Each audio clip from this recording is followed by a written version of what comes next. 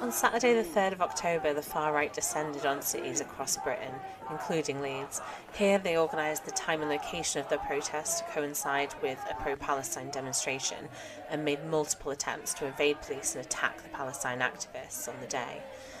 The far-right were emboldened by a 30,000-strong demonstration in London on the 27th of July, led by Tommy Robinson and Mark Collett, who's the leader of the overtly fascist Patriot Alliance. Their aim is to create a mass, violent street movement by whipping up Islamophobia and anti-immigrant racism.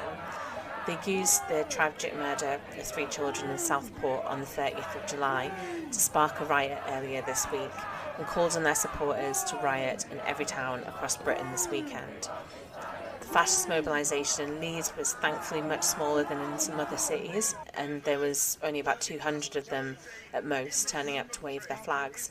But this is nevertheless the largest fascist demonstration in Leeds for many years, and showed that the far-right is a danger to Muslim and migrant communities here, as well as the Palestine movement, the left, and the LGBT plus community, who they targeted in London on the 27th of July. The anti-racist and anti-fascist movement here is much smaller in comparison.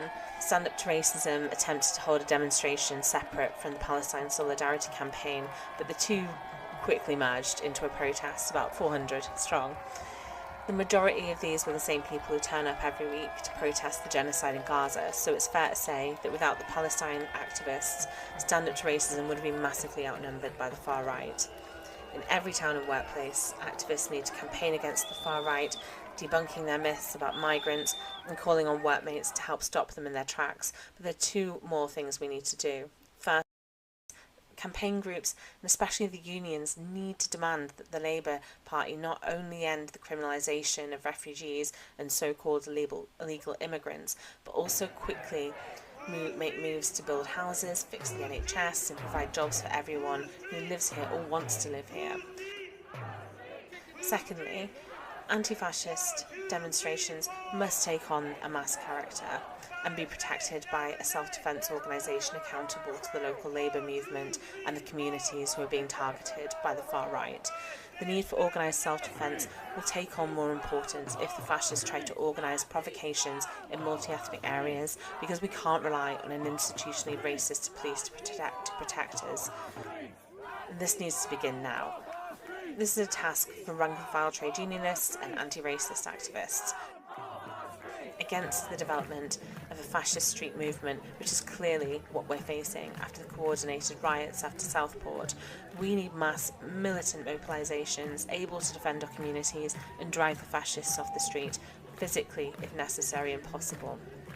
Against the rise of the far right, willing to flirt with street violence to divide working class communities, we need to build a political alternative, one that names capitalism and imperialism as the enemy of all working people, and the class struggle for socialism as the necessary solution.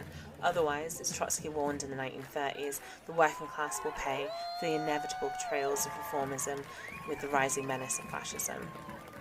So we say, down with racist attacks, far right off our street, for workers' self-defence against fascism, and that no one is illegal. We need free movement and equal rights for all.